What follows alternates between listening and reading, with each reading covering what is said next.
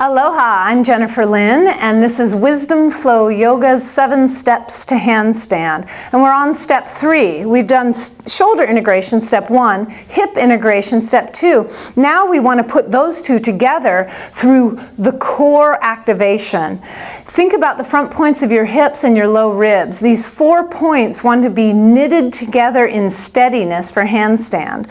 So in this area, the only bone we have is the spine. We don't have like the rib cage and the pelvis above and below it. So this area can be quite soupy. And sometimes when we move into inversions, it gets a little too permissive. So we got to tone it and tame it so we get shoulder and hip integration coming together in a steady core. So first let's take a look at what happens when we don't have a steady core. We might call it soupy belly. So in downward dog, it might present itself as something like this. The low ribs really dumping to the ground. Yeah. So your homework would be to, if this is, you have the soupy low ribs, you want to take the low ribs in, and get the shoulder blades on the back, and practice your downward dog with more toned belly. Toned belly so the side body can get nice and long, front and back bodies sandwiched together strong.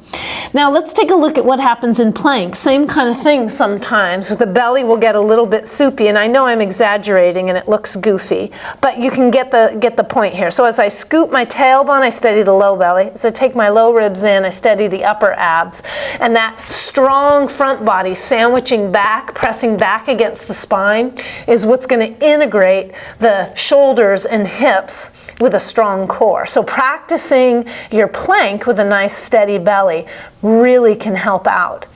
Now, if you want to take it a step further, you can lay on your back and even take your arms overhead with the wrists extended like you're in handstand, and you'd be moving your armpits away from the ceiling, heart towards for shoulder integration, right? And you can take the legs up, and you would be widening the sit bones and hooking the tailbone for hip integration.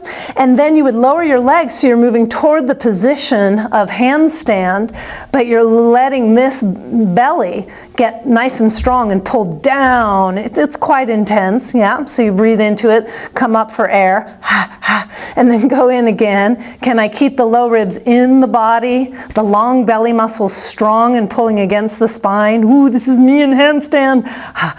And rest, yeah? So that's your homework. Another fun one we call sweeping.